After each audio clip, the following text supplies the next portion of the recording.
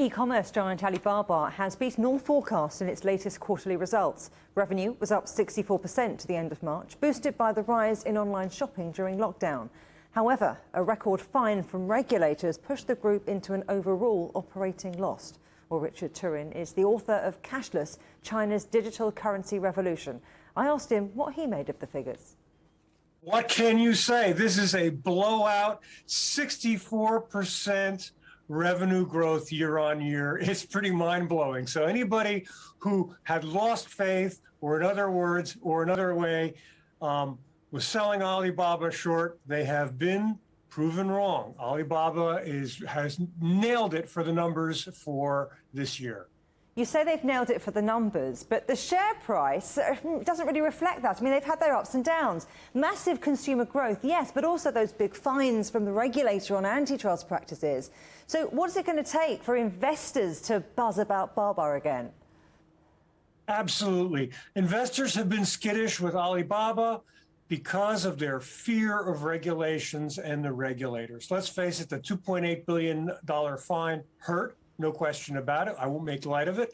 But what people need to really be focusing on is the goal of the regulators to push innovation in China, the goal of the regulators to eliminate the gray areas that many of China's tech companies, and we're not talking just about Alibaba, have been living in, to make the foundation for tech in China stronger. So for people to get less skittish about Alibaba, unfortunately, and this is hard for many, they have to fall a little bit more in love with the regulators who are setting the stage for long-term growth, not just for Alibaba, but tech all throughout China. It's interesting you mentioned that because there has been a bit of a Wild West vibe about the web, a sort of free-for-all. But we are seeing governments, China in particular, wanting more control of big tech. Absolutely.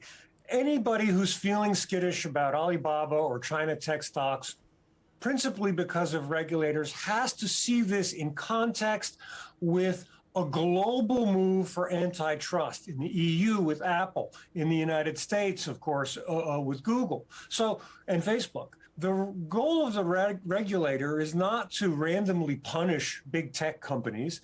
Their goal is to ensure an environment that fosters innovation on a continuing basis within China. The other goal they have is risk reduction, because these are systemically critical organizations now. They're not small fintechs, they're not small tech companies, they're little startups, they are massive. So that's the big picture of China's digital transformation. Let's hone in again on Alibaba. Talk to me about how important active buyers are, or if actually it's all about the cloud. Active buyers are everything, and it's one of the most critical numbers that the analysts are all looking at. Just imagine if the number were low or static, investors would be thinking, well, there's not more growth. Alibaba's tapped out. That obviously isn't the case.